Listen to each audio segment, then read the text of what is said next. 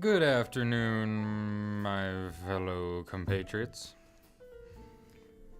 If you're new to the show, this is The Lone Clone, a live stream podcast I do whenever I feel like it, where I talk about stuff, mostly about me, what I think about things, so it's the most narcissistic podcast in the world. I'm a little short of breath, because I've been running up and down the stairs multiple times, eating a donut, and grabbing some tea, and spilling some tea on myself. which was very hot and unpleasant. So yeah, today we're talking about Last Jedi. Whoa, that's crazy, right? I saw it on Thursday. I figured, Sunday's probably good enough for a majority of people who really want to see it. They've seen it. So, yeah, I saw it on Thursday at a 7 o'clock screening. Let me just say, I guess I'll talk about my experience first. I went with a few friends. And, yeah, I mean, compared to Force Awakens, Force Awakens had a lot more hype around it, I guess, since it's like the return of Star Wars. So, in terms of theater experience, Force Awakens was way out there, That is my best theater experience I've ever had, period. Though this one time, I went to a movie theater in New Jersey that serves dinner in the movie theater. They have like servants that'll bring you your dish, and that was like, whoa, what is this? I'm just a country bumpkin from Colorado, where you have a movie theater where you can buy popcorn and then sit in your seat. That's it. But yeah, no. In terms of like fandom, Force Awakens was by far my favorite, Star Wars movie, because we actually had people like in the theater dressed up, it's stuff which never happens here. I live in a very small town, about 6,000 people year round, and so, naturally you're not gonna get like the Uber fans that you would in a metropolitan area. When there's more people, there's more condensation, I guess, of people. But that's beside the point. So yeah, Last Jedi, we still had those people that would clap at the beginning of Star Wars, and stuff. You're like, ba, ba, ba, ba, and then they start clapping. Which is, to be expected at this point, I guess. Except, for when Rogue One happened and they didn't do that. But that's fine. So what did I think about Last Jedi? Whoa, crazy, right? So overall, going into Last Jedi, I was worried, man. I was so worried that it was gonna be Disney was gonna keep going through with their plan of I guess remaking the Star Wars movies, play it safe. Naturally, Force Awakens had to play it safe because it's like, okay, Disney, now the owners of Star Wars, they're making their first Star Wars movie, bringing it back from the lackluster prequels, and we want to bring back Star Wars in a big way, something people will like and something that will do well. It's Star Wars, it's gonna do well, but people need to like it, right? And so I guess they played it safe. They did follow. That was one of the biggest criticisms of Force Awakens. Initially everyone loved it. Everyone in the world loved Force Awakens, right? And then after a month, people were like, "Oh, this is the worst movie I've ever seen in my life." To be contrarian, and people, the rose tinted glasses kind of started slipping off, after a few weeks, and people started getting more critical about it. Some valid, some not so valid. Biggest criticism of Force Awakens was that it was a New Hope, New Hope ripoff. A lot of the thematic elements, but when you really look at it, it's not really that much of a. It doesn't really follow the narrative structure of New Hope a whole lot. There are definitely trust me, I understand that there's some thematic stuff there, oh, the droid has to, he's going back to its owner and they got to blow up a big Death Star, and that I get, yeah, that's fair. But the way they mixed it up with new characters, oh, they have two guys and a girl, these are the main three characters that are going to replace Luke, Han, and Leia. Yeah, but not directly. All the the three main characters in this new sequel trilogy are all I guess they're they're similar, but they have elements from each of the characters. Rey is not just Leia, right? Or and clearly, Han is not. I guess the closest would be Poe and Han. They're both kind of hot-headed, kind of jump in first without thinking about it too much. But you know, they're still different. You know, Poe's more of a, you know, he's a hotshot. He's a Top Gun fighter pilot, whereas Han is a smuggler. You know, he's not in it for the glory. He doesn't want to win all the time. He just wants to make a buck, at least initially.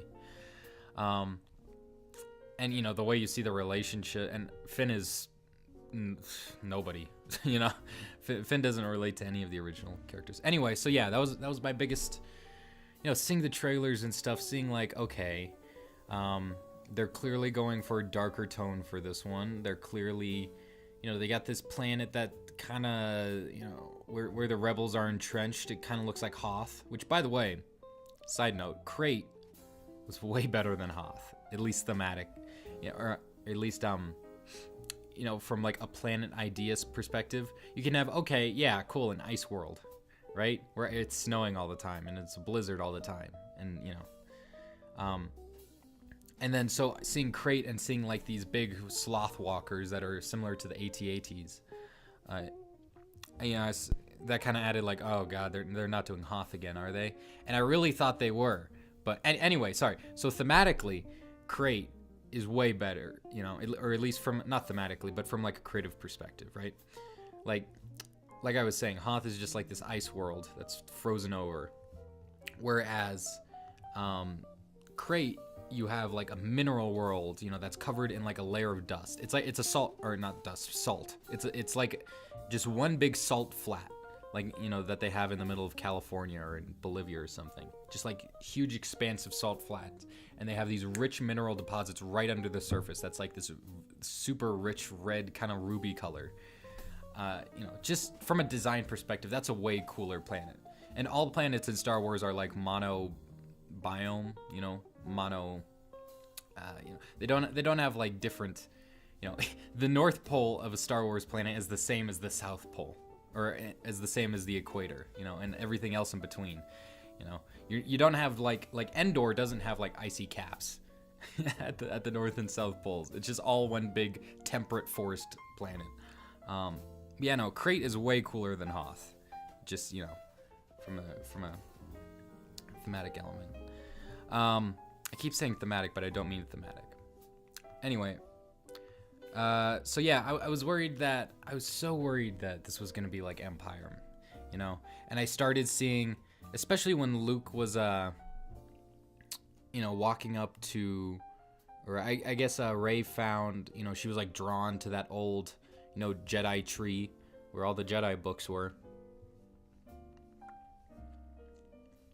And, yeah, you know, I thought that was going to be like the Dagobah, you know, the like swamp hole in Dagobah where Luke, you know, if Rey fought like a version of herself or a version of Kylo Ren, and then she cut off his head and the head turned out to be Rey, it's like, whoa, you know. I would have not have been happy. That was my worst fear, because like I said, Force Awakens got lambasted for being similar to New Hope. But overall, you know, Last Jedi subverts every expectation that you have for it. It is by far the most, I suppose, takes the most risks in a mainline Star Wars movie. And it strays the most from the quote-unquote Star Wars formula, I guess, or the Star Wars feel, you know? It's not the same kind of structural format that you see in the other 7 movies. And oh my god, it's great. It probably has some of the themes that it does, and with what it does with some of its characters are probably some of the highest highs of any Star Wars movies. And so, but you know, there's some with taking some of those risks, not all of them paid off. Okay, first thing I want to get into, that whole casino bit. Like, this movie is 2.5 hours long. Okay, that's getting up there in terms of length. And so that whole casino bit, that B side plot with Finn and Rose, you could just cut it. Yeah, like there's no, like, the point of it. What's the point of it, right? It's It's to show how, give Rose a little bit of backstory about her and her sister and how they were like slaves or whatever. And then I guess to show how like there is this middle side to the Star Wars universe. It's not just Empire and Rebels. There are these people in the middle that'll gladly sell stuff to both sides. And I guess that's kind of exemplified in the character of DJ, played by Benicio del Toro. And I love that character. I loved him so much. Just the whole concept. That's what I wanted more of in the Star Wars universe, right? The gray area to be examined. I mean, you have people like Han that are initially like, I don't care what, I don't want to help out the rebels. I don't want to get involved with this stuff. But there's no one that's like really like in the middle. Like they don't care which side they work for. It's all about the credits.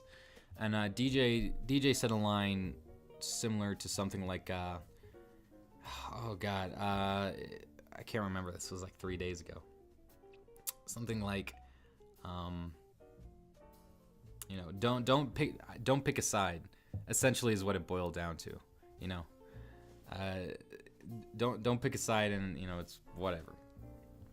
And that's what I want. That's cool. That's a direction I wish this movie took more of a direction of, and the direction I thought it was gonna take more of an emphasis on, because I thought that Luke, the Last Jedi, like Luke is the Last Jedi, right? He's the Last Jedi, and then Rey is going to go and like form a new partnership with Kylo to really like find the middle ground and bring true balance to the galaxy. Because they were hinting towards that so much with the marketing and like, Kylo and Rey joining together, and like that whole sequence where Rey is envisioning the Force, the light and the dark, the hot and the cold, balance. Because that's one of the things that that's I guess kind of a plot hole, not really, but like a thematic hole, I guess. In the original trilogy, it's all about bringing balance to the Force, but by getting rid of the evil and just having the good, then that is inherently unbalanced, right? I guess you could argue that the existence of the Emperor and Vader was more tipped the scale towards the dark side, and so getting rid of both of them evened it out. But now there's just no like evil side of the Force or dark side of the Force anymore. You only have the light side in Luke. So that's not true balance. So that's what I was hoping for here, and this was kind of a thing they did they explored this in Clone Wars a bit, with the father and the daughter and the son that represented like the sides of the Force in that whole episode where Anakin has to like use the powers of both sides and like harness them and all that stuff.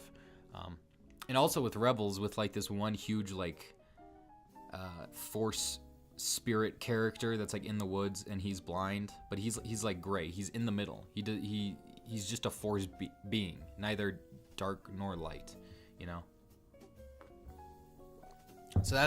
So I was really kind of, I was disappointed when it ended up being okay, we're not going for that, middle kind of route. We're going, back in the end, Rey is going back to be taught by Luke, even though he's dead, but be taught by his ghost or whatever. She's gonna be taught in the ways of the Jedi, and then Kylo is, surpassing Snoke and taking up the mantle of Supreme Leader. And is gonna go further explore like the dark side, I guess, but in his own way. I guess they kind of did that where Kylo's like, no more, no more Jet or no more Resistance, no more New Order, no more Jedi, no more Sith. Let's forge our own path. But I think now it's clearly gonna be set up that Kylo's the antagonist. And whatever, so now we're back to this square one of good versus evil, essentially, and maybe the good, and in the end, in episode 9, the good's probably going to be able to Rey's probably gonna be able to convince Kylo to come back and be Ben Solo or whatever. I don't know. I don't even want to start speculating on Episode 9 yet. So yeah, I just wish Force Awakens took more of that thematic middle ground. But there are plenty of stuff it did excellently. Snoke, I love how they use Snoke, and this whole thing tied back into my worries with copying the original trilogy. Like they had the scene where where our hero, our light side hero, willingly goes to the Emperor, in this case, or Snoke, and Vader, or in this case Kylo, willingly goes to them to confront them, which is what they did in Return of the Jedi. So I'm like, oh, okay, they're doing that a movie early, but I was still worried that it's still that element of copying it. But they totally subverted that expectation, where now Snoke's just gone. He's dead, okay? And the way he did it was super cool. Like that's, oh my god, I love that. Like Kylo just he spins it a little bit and he's done. I think Snoke was perfect, exactly what he needed to be. Snoke he is not the big baddie. He is the stepping stone that's gonna elevate Kylo to in the end be the ultimate antagonist of this series. But and especially in this movie, I mean, last movie we got a little bit of empathy with Kylo, but in this movie especially, we definitely got way more empathetic looking into his origins, which was very cool. It was cool seeing that even though Luke is like this master Jedi, and you'd think that he's got everything down now about the Force, he had a misjudgment. There was a blip there of poor judgment where he slipped, and he clearly at least in, I guess, the truthful interpretation of that scene, which was like the third version of the flashback. We saw that Luke, he's like, oh, I was wrong. But then Kylo saw, he woke up, and that let him, that ignited the spark. So Kylo got way more empathetic, and he's being he's elevated now to the supreme leader. I like the way, I mean, just a side note, everyone does a great job acting in this movie. I don't think there are any bad actors at all.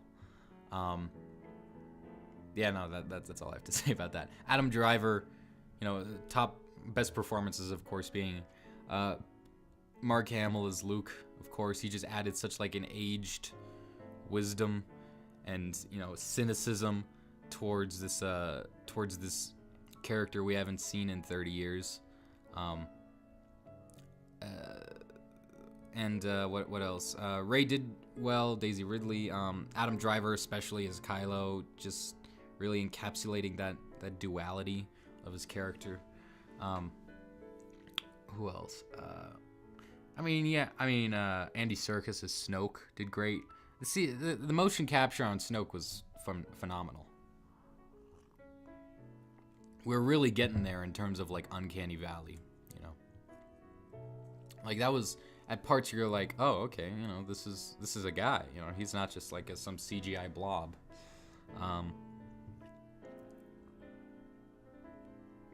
I mean, granted, his face is like super mangled, so I guess that's easier to like, suspend disbelief for that kind of stuff when it's not like a human face that you see all the time. Anyway, what else did I want to say? I have notes here. Let's go back to the beginning. So, like I said earlier, Last Jedi takes some risks, and they pay off in terms of like the central themes and the duality of it all, and the characters. But there's some things that don't land so well. Like tonally, the movie's all it's constantly shifting between like this kind of like dark, serious, more melancholy tone that we see with like Luke and Rey. But then we'll cut to Finn and Rose. Oh, they're on an adventure. They're going through the casino, and BB-8's doing this.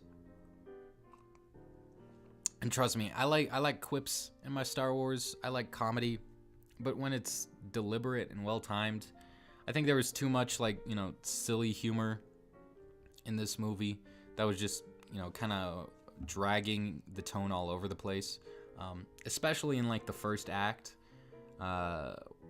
when, everything's going, I don't know if, I think it bleeds into the second act. I don't know where the casino part is, because that was a long movie, in terms of like act placement. But I feel like the casino part was just, Casino Planet was just so jarring. So anyway, going back to the point I was making earlier, and I got lost on a tangent of, the point of the Casino Planet is to have like that middle ground character, introduce DJ, and show that, clearly there are these, people in the middle outside that are profiting from this, and that's not right, I guess. And like I said, I just think the whole casino part could have been cut out entirely, or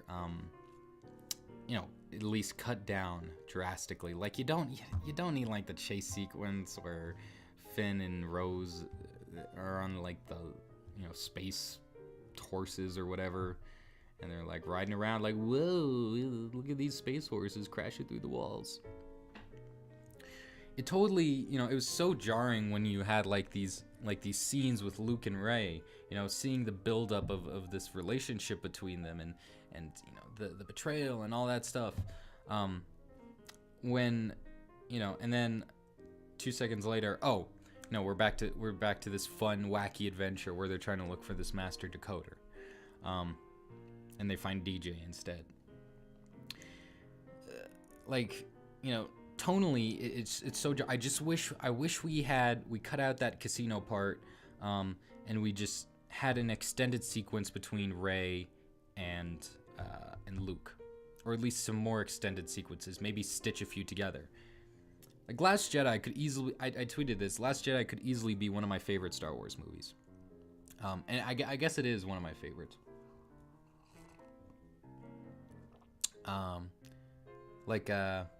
I don't know where I'd place it right now.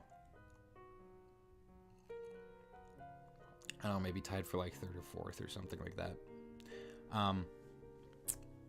But the point being that, like, the first act is slow, man. It is slow. Like, you have that opening space battle, where they're fleeing the planet. That was action. But then it just gets like really kind of monotonous. I guess not monotonous, but and I mean, Star Wars, I guess that's the inner audience member, like the modern day audience member in me.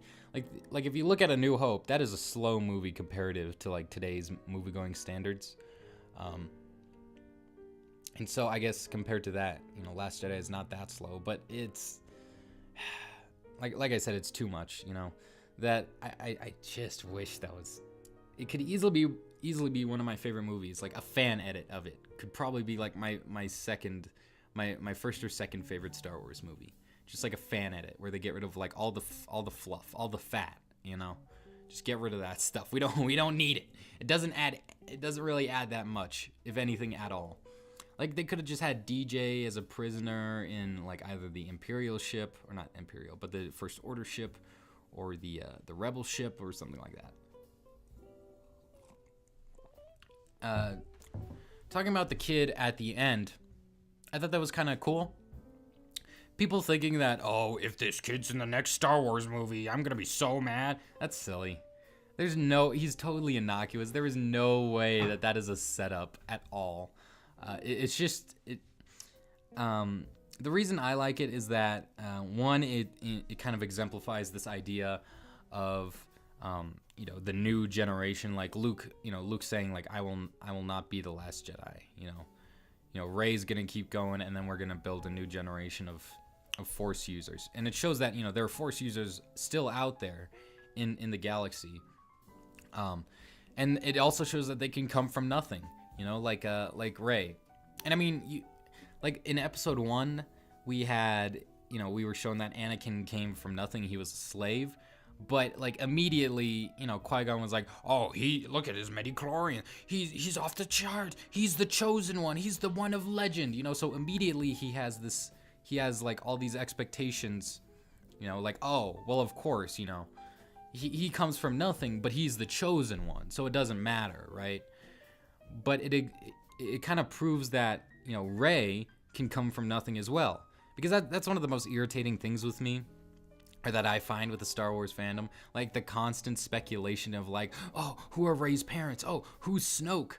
And I just love how Rian Johnson just spat in those people's faces twice in this movie. One, Snoke's dead. I don't know. We might find more about him in episode 9, but I don't know.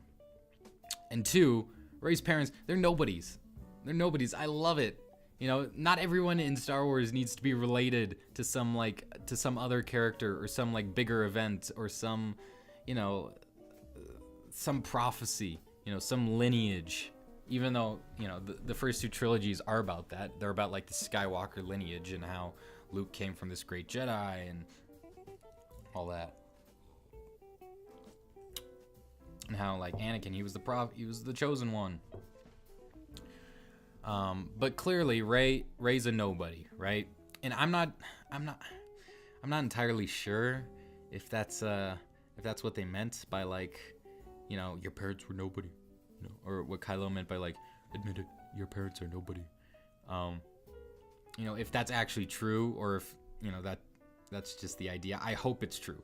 I really do, because not everything in Star Wars needs to be related. Okay. People can come from nothing. So yeah, I like the last bit with the kid. It was different. You know, it was different for a Star Wars movie. And it helped with those themes that I'm glad were brought up. So, you know, I mean, you could have cut that part out, but I think it, you know, I mean, it could go either way. It's like I said, it's a fairly innocuous scene. You don't gain too much by having it, and you don't lose too much by having it. Or lose too much by not having it, rather. So, you know, if anyone out there is doing a fan edit, you know, the Resistance going through hyperspace, cut credits, that wouldn't be the worst thing in the world, but I'd prefer having it that, you know, prefer having it in the movie. What else did I want to talk about? Let me go through my notes. Kid, the worries. Yoda. So if you told me going into this movie that Yoda was gonna be in it, I'd be like, oh no, oh no. Why are they gonna have Yoda in it? But the way they handled it was super tasteful. One, they got Frank Oz to voice, which I didn't know he was still alive. Okay, I actually haven't looked it up yet. He might have just been credited as the original voice. I was just kind of skimming the credits. But they got Frank Oz back for the voice of Yoda, which is primo. Oh, he is alive. He's only 73. Okay. And the way, you know, he was very much like Empire Strikes Back Yoda, or you know, Return of the Jedi Yoda, or I guess Empire Yoda, where he's like, you know, making I can't do a Yoda voice. But he's like, you know, bopping around, you know, he's kind of like a happy little guy. He's not like super serious all the time, you know, Yoda who's jumping off the walls, flipping with his lightsaber. No, he looked like a puppet. Like initially the CG, I was like, you know, but as the CG went along, it looked like a puppet. And maybe they did use an actual puppet for Yoda again, but he looked like a puppet, you know. And just like the way his mouth moved, and it wasn't like super articulate, you know, it felt authentic. And I think that was a really tasteful way to bring in Yoda, you know. And I just love the way that Luke's like, I gotta get rid of the Jedi, you know, it's all this. And then Yoda's like, yeah, I mean, these are just a bunch of rules. Like, okay, I'll do it for you. Boop, you know, Force lightning down on that old Jedi temple. And yeah, I think that was a good inclusion to get Luke back on track, you know, and back into the end of the movie.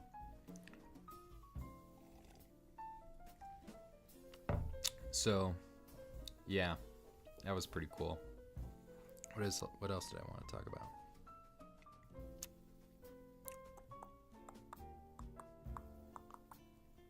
about? Rose as a character. Why? Like I know Disney wants to like be diverse and all that stuff, you know, and have like an actual Asian character in a mainline Star Wars movie. The only other Asian character being like, what's his name, Chirrut, from Rogue One. And he was probably like the best character of that movie. I am one with the Force, and the Force is with me. But you know, Rose. It's not. I don't think the actress did a bad job. It's just like she didn't do anything. Like, just cutting that character out entirely. Like, what would we have lost? You know, like that connection with her sister, who was like the bomber in the opening scene, where I guess we have like a, you know, a connection to like why we should care about all these bombers dying, you know, and just getting sacrificed and Poe screwed up. Which, by the way, I'm glad Poe had like an actual character arc in this movie and wasn't just there. You know, he started out as like the hot shot and he sacrificed everyone. It was simple, but I think it was good, solid. You know, he's the hot shot. You know, he's sacrificed everyone in this hot-headed move to you know, finally get rid of like whatever that huge ship was called. Which, by the way, when they make a Lego set out of that one and like the Supreme Leader's flagship, oof. Anyway, so yeah, so he destroys that ship, but like all these bombers are dead now, and then he tries to like overthrow, you know, the captain or the general in a mutiny, and then, you know, Leia comes back and he finally like learns some discipline, you know, towards the end of the movie with those scuttlers, which man, those scuttlers as well, they didn't really see any action either. Like, you know, they just kind of got sent out there in order to destroy the cannon, but they didn't, you know, they just kind of got repelled, and they really didn't do anything except get shot at. Like those land speeders on Crate, which, by the way, also a cool design. So I don't know. And then I guess Rose at the end, she's in love with Finn, which like, you know, as a character, she was just kind of whatever. I don't know. She was there, I guess would be the best way of saying it. We had a buddy for Finn on his casino adventure. Well, they brought back Lupita Nyong'o for Maz Kanata. Like, oh, funny, you know, she's dealing with unions. Funny, I guess. That was cool.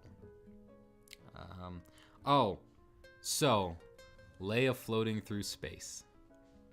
Ooh. Okay, I guess.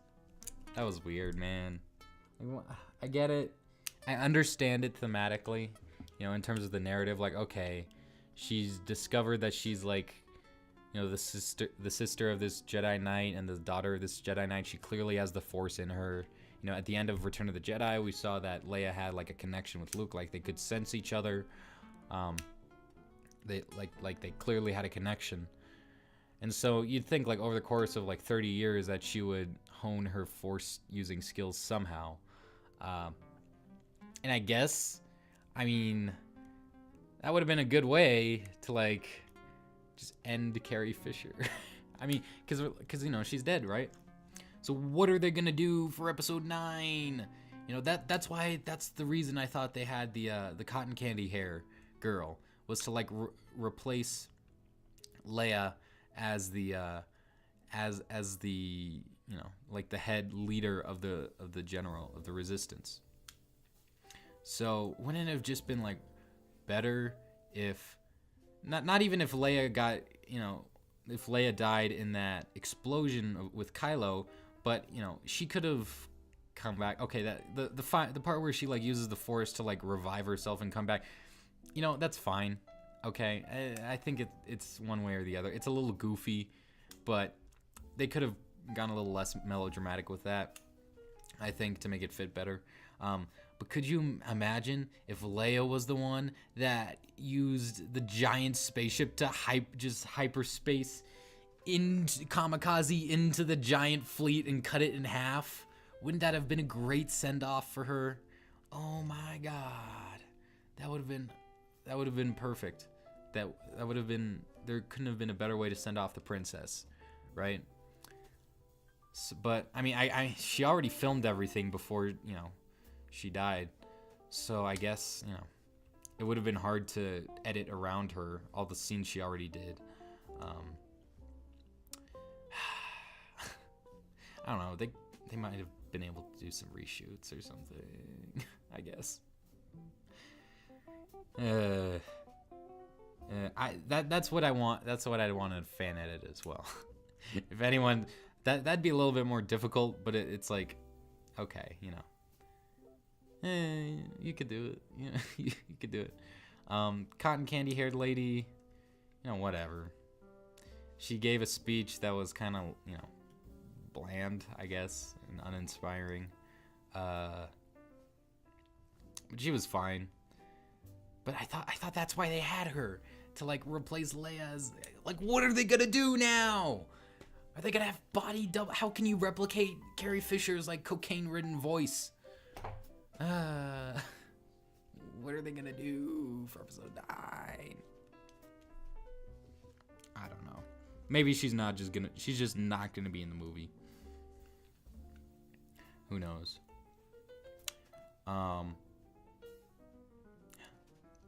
Beside the fact, I adore that hyperspace kamikaze thing, because that's one of the things I've always wondered about in Star Wars. Like, if you're going light speed, like, what if you run into something? And I guess that's why they have like the calculations. Like, we got to calculate before we go into hyperspace to make sure there's like nothing in between them. But like, what if you hit something? Like, what if you hit something?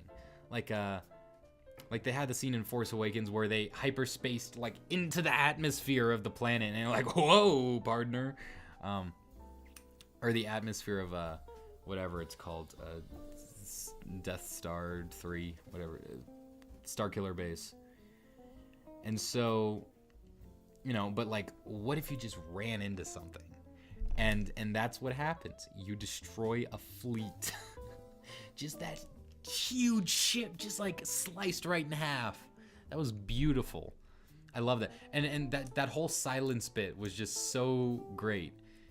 And I mean, this is a personal note, but like in my theater, like, it was silent, and then somebody said, after seeing like the ship cut in half, they like, they suddenly got it, and while everything was silent, they just said, "Oh," just and then everyone else started laughing.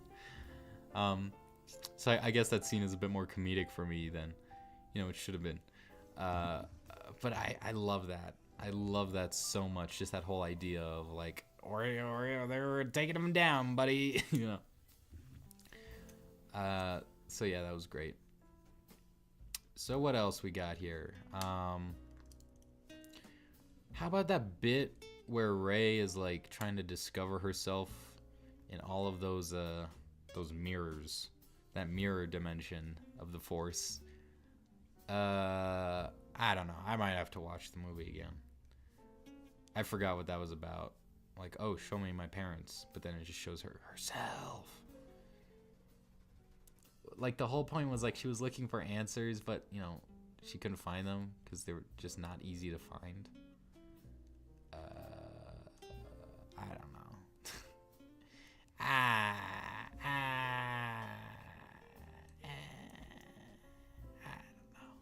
don't know. Whatever,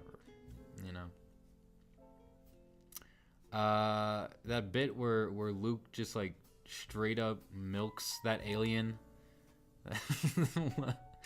That was great. Just having like the green milk like in Luke's beard. Oh my god, that was phenomenal. Just what else? Porgs. People overreacted to Porgs. They're there. Who cares? They weren't that bad. I mean, they weren't bad at all. They were just there, you know, and they had like funny little bits with Chewie, you know. No harm, no foul, right? It's not like they were pushed everywhere like Ewoks. So, I guess that's all I have to say about Force Awakens. Or no, The Last Jedi. Overall, pretty cool. A fan edit would be even cooler, I guess.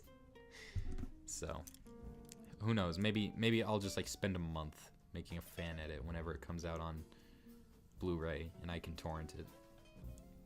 So yeah, that's Last Jedi. What have you guys been saying, if anything at all? Because I know I haven't been responding to the to the chat. Oh, Mario's in here. Did you like the movie? Yeah, I did. I really liked it. It had some really high highs and some mediocre lows.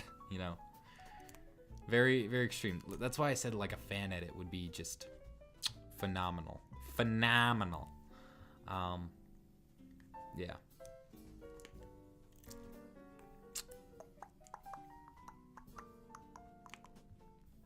What else has been going on? How long have I been going for? 47 minutes? Okay, I want to talk about the Breath of the Wild DLC for a little bit. And then we can start asking questions. Oh yeah, Darth Levy, the Snoke guard fight scene in Lego. Yeah, that'd be cool, man. I love that scene. That was a cool little fight bit with the Praetorian guards. Do they have minifigures of that? They will at some point. Like, you cannot not, you know. There's so many things that, like, they're probably gonna have like a third wave of Last Jedi sets, which is cool. Probably some. Oh, they did it. They're gonna have a crate set. I love crates so much. Just like that rich red, like dust, like flying everywhere. Oh yeah. Sorry. Let me mention Luke's death. That was cool. That was cool. I liked it. I was wondering, like, how did Luke, like, did Chewie and Rey like come from the ship, like come from the big flagship, and then go back to Luke's planet to pick him up, and come back? You know, I was wondering about like, and did he just get like a new haircut? Like, what happened there? So, you know, and of course, you know, it turns out he's a Force ghost because he's dead. He's a dead boy. You know, well, he's not dead until, I guess he doesn't, you know, die until the very end. But, yeah, that was cool. I don't know. I just don't have any, anything. I mean, the one bit where he Kylo was like going to swipe at him and he did like a limbo, you know, in slow motion. That was a little goofy, but I think everything else was fine. Cool way to, like, you know, buy the Resistance some time to get out of there. But yeah, no, like the Resistance got demolished, dude. Like they had like 2 ships or like 3 ships, you know, make it to the crate base.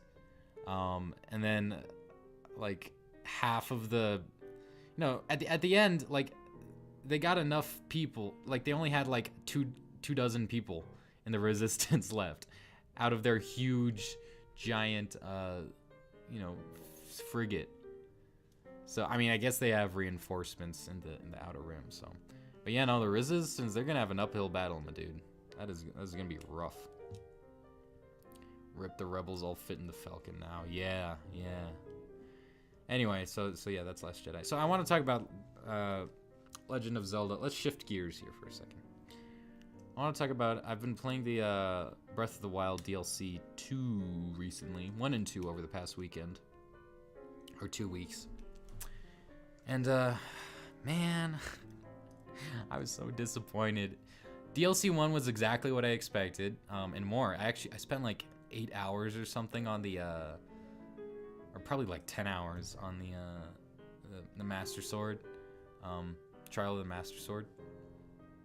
Which was really cool.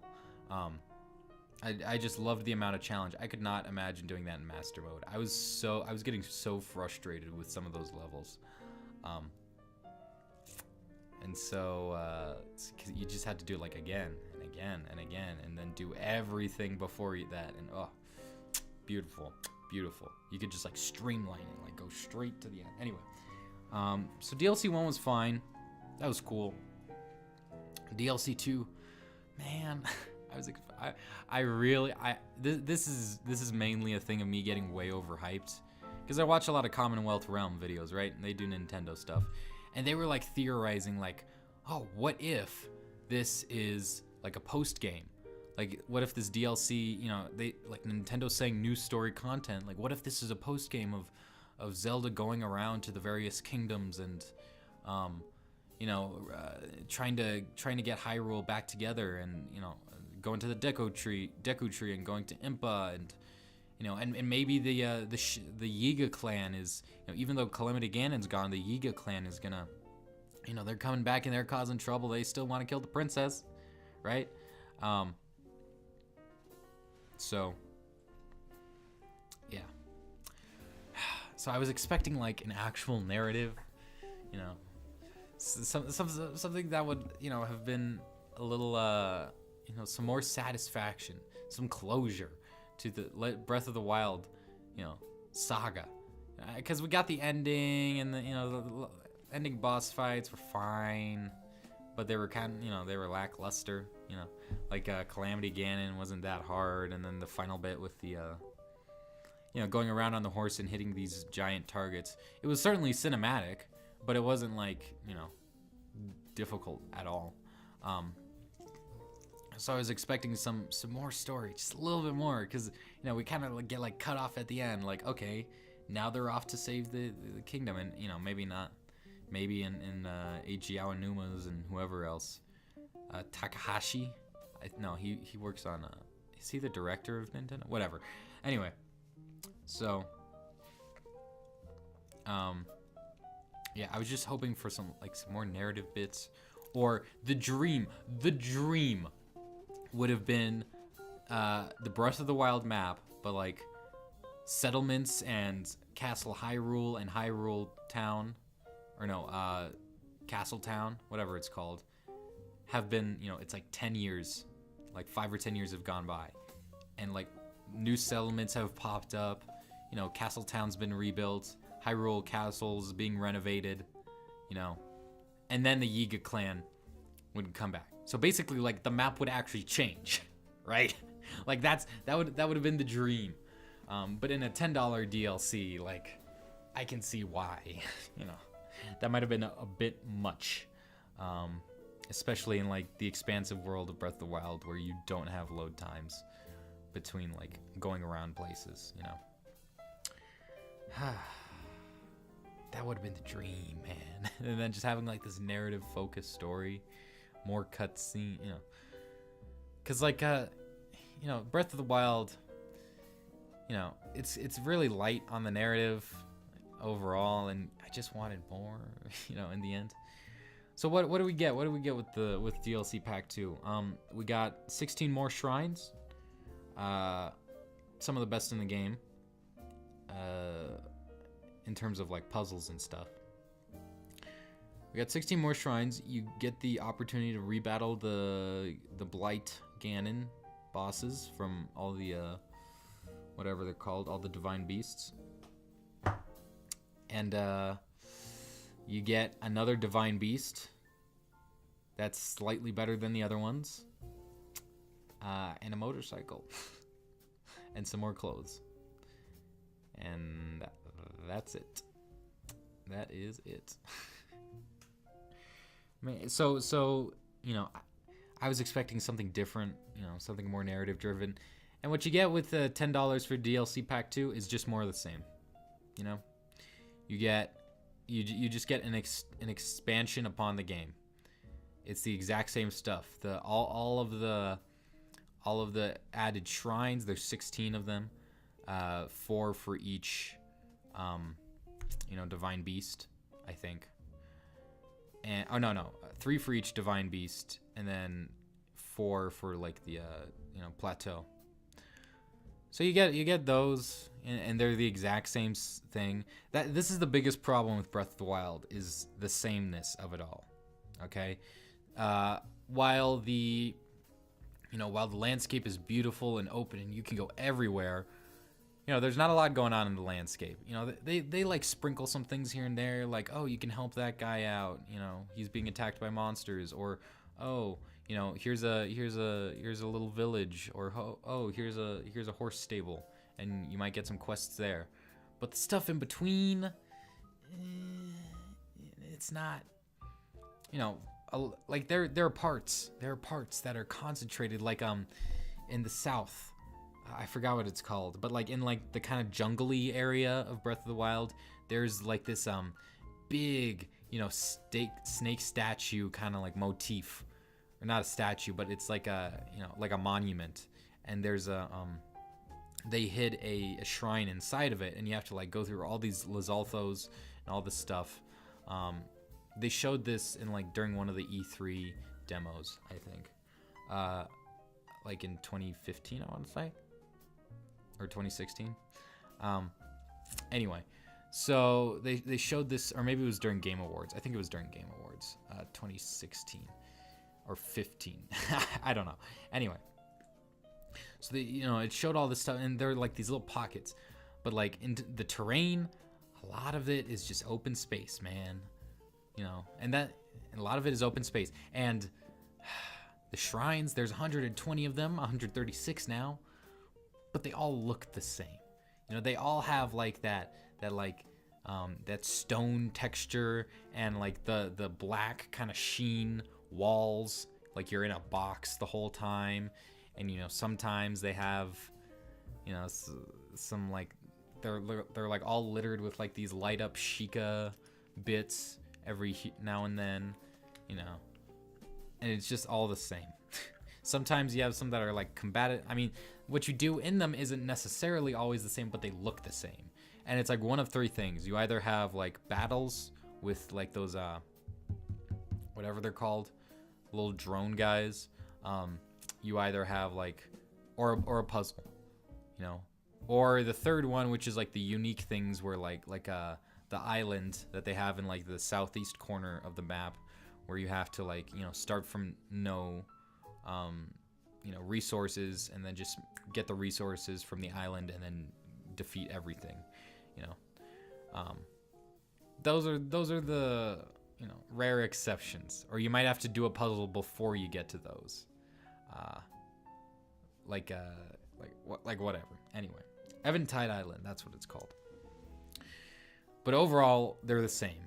The Divine Beasts, those are probably the worst contenders, because like these are dungeons, but they're all the same. Each one of them is a different layout, and but they all have like some similar like function where you move, like you rotate something, or you move the trunk, or you tilt the bird, or whatever. It's all the same thing, and it's the sameness. And all the Blight Ganons, they're the same, design wise. Like the only real dungeon that, like real dungeon, and all these dungeons have barely any enemies to fight as well. The only real dungeon that like feels like something, is Hyrule Castle, and that's not even like a linear dungeon, right?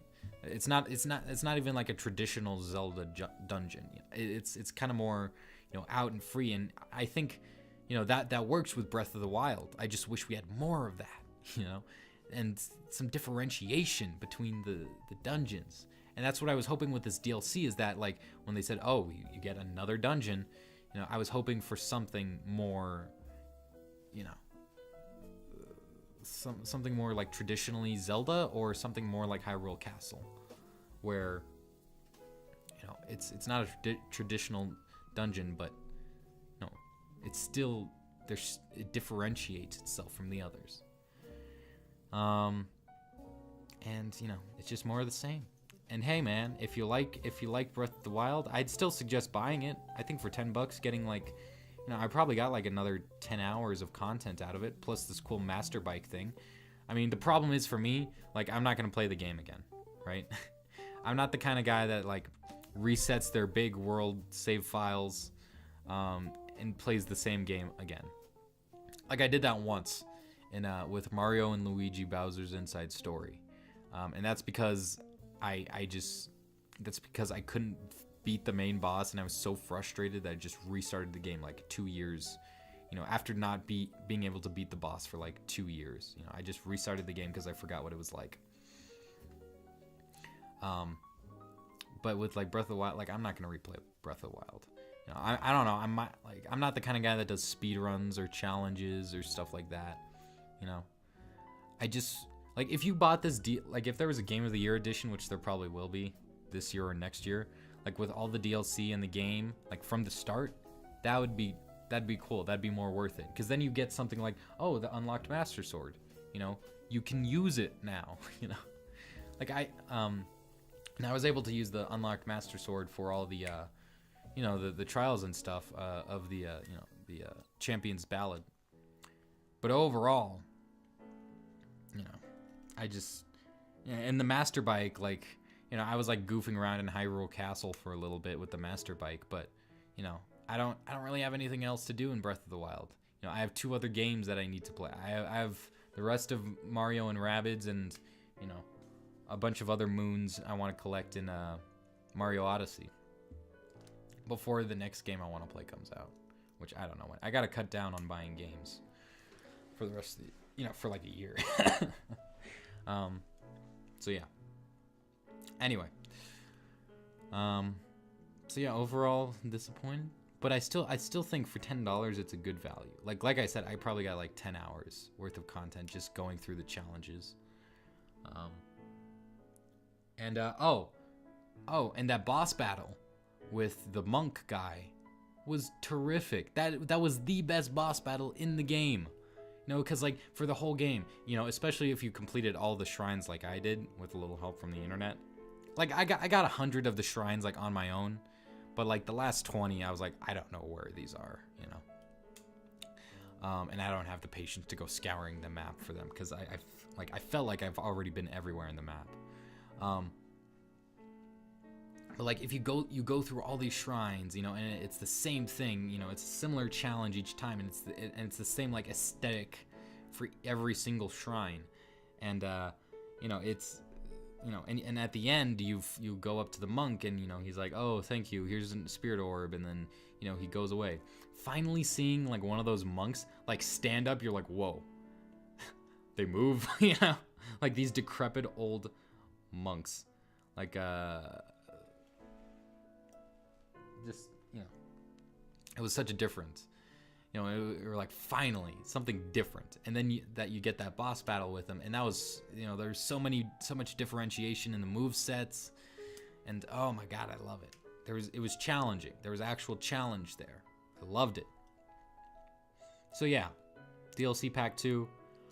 It's basically an expansion upon the game. Like for someone like me, you might get like another 5 to 10 hours of just like going through the shrines and all that stuff. You get a few more cutscenes that they don't really add anything to the story. They're just more character building for the champions. And what else? You get like a little painting for your house in Hateno Village if you do that. Okay, tangent side. One of the single most gratifying things in Breath of the Wild was Terry Town. Okay, it's like towards the end of the game, and finally you've been seeing these people. If you just explore everything like I try to do, you find these people around the world that are like, oh, I wish I could marry a couple, and you're like, oh, this guy needs to marry a couple. Like finally a Terry Town. We're building all these houses, and you find all the people and all that stuff. So gratifying. I love building it. And especially now that I bought the DLC, and I have like that instant teleportation marker where you can just teleport to one spot that you've set down on the map. I have it now set to Terry Town, because like I if I ever want, I just love walking through Terry Town, because like I built that. The only thing I wish they had in Terry Town was like in Hateno Village, where you have your own house. I love doing that too. I love building up my own stuff. In these kind of games, like the main focus of these games is like adventure and exploration and stuff. But I like having like a little home base I can come back to. It feels like I'm not just wandering around all the time, even though that's what I'm doing. You know, like I have a place to come back to if I need to. And you know, for most of the game, I never came back to my house at Hateno Village, even though I found it, you know, really cool, having like, you know, gotten all the furniture and stuff. I wish there was a little bit more customization with the house, you know, options, right? Like, you know, like I get it, right? But I just wish there was a little bit more.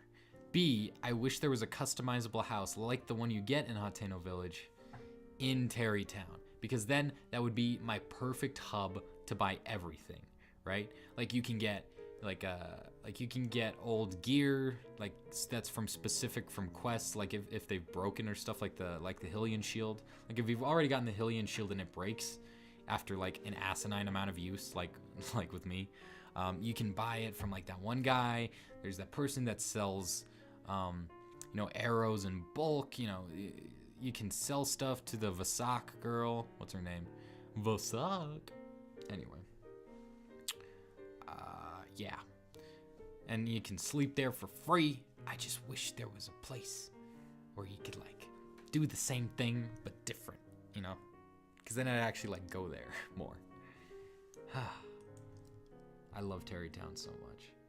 I just get so, it's just such a warm and fuzzy experience walking around in Terrytown.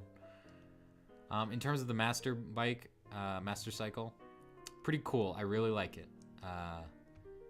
I wasn't expecting having to fuel it up, but like you can literally fuel it up with anything. So like any material in the game you can fuel it up with. Just like chop down a tree and get some wood or something. I don't know.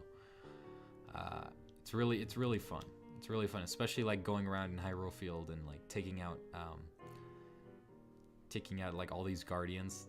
It's so funny how like in the beginning of the game I'm like, oh yeah, these guardians, you know, they're all, you're like, oh god, these things are the most difficult things in the world to fight, you know. And I didn't know like you could cut off the legs of the guardians with swords until like way later in the game. So like there's just no way for me to fight them, you know, more than one at a time. Like I had to like focus in and like, you know, get the bow and shoot him in the eye, and then like get him close and like and then, you know, he gets unparalyzed and you have to shoot him in the eye again, get a critical. But like riding around on the master bike and just slicing off the legs and like doing runs at these guardians, and then going into a castle town. What's it called? Is it called Castle Town? Whatever. Going into the town that's like the ruined town by Hyrule Castle, and just like weaving through like all of these guardians and like slicing their legs off. It's so much fun. And if I get hit with a laser beam, I just get knocked off. Like my motorcycle's not gonna die. But yeah, that's been fun. But I'm probably, I don't know, one weekend I might boot up Breath of the Wild again to like get through a bunch of side quests and find all the different apparel and stuff. Like the only piece of apparel I bothered looking for was the Korok mask. So I don't know. Oh, and the stuff from Xenoblade 2, because that was just like right there. Anyway, have you played Ocarina of Time since Ivan Films? No, I have not. So looking forward, I guess, speculation for the future. I hope that if there is a DLC 3, which I don't think there will be, who knows? Maybe this DLC 2 is popular enough to warrant a DLC 3. That we get a traditional dungeon, you know, we get some more narrative stuff, because Breath of the Wild is so sparse on that stuff. It's about the gameplay, which is fine, you know, and it's good. It's still probably my favorite game of all time. But you know, there could be so much more. There could be so much more. Either that, or they do what they did with Ocarina of Time and Majora's Mask, where they use the same engine and the same physics, and then just make a direct sequel like 2 years later. That'd be the real dream right there. You know, I don't need this DLC narrative stuff. I just want like a sequel or something like that with the same engine and the same physics, something more condensed and focused. Like, I don't know, you could have the shrines again, but like have less of them and have more variation of them. Like instead of 120, have like 40 or 50 that are like, you know, unique. There's more flair to each of them. Or, and either use the same map, but like, either right before the calamity, where like everything's been rebuilt, or use, or after the calamity when things are being rebuilt, or and the Yiga clan is like the focus of the game, or a new map, I guess. I don't know. I just really want there to be a sequel for Breath of the Wild, something that's natively built for the hardware of the Switch, because the Master Bike is cool and all, but man, like like on the Switch, the frame drops in Breath of the Wild in general, you rarely get them. Like usually only with like a lot of enemies or a lot of particle effects, or you're in you just stand in Korok Forest. But normally, what was I talking about? I forgot my train of thought. Oh yeah, so the frame drops, at least on the Switch version, rarely ever noticeable. Most of the time it runs smooth 30. But man, on that Zero Master Cycle, like if you swing around, ooh, that gets choppy, man. So I'd like, something that's more natively built, something that's natively built for the Switch, to really take advantage of all the power of the console that it has, the step up that it is from the Wii U. Because at the end of the day, Breath of the Wild was built for the Wii U, and it was ported over to the Switch. Granted, I don't know anything about game development, so what do I know? But this is what I suspect. Like if we had one like natively built for the Switch, then it would just run smoother. Yeah. So what are we at? We're at about an hour and 12. So I think I'm gonna head out, guys. Thanks for watching this episode of The Lone Clone. This is me rant about Last Jedi and Zelda, I guess. And we'll just let the music take you out. Good night and good luck.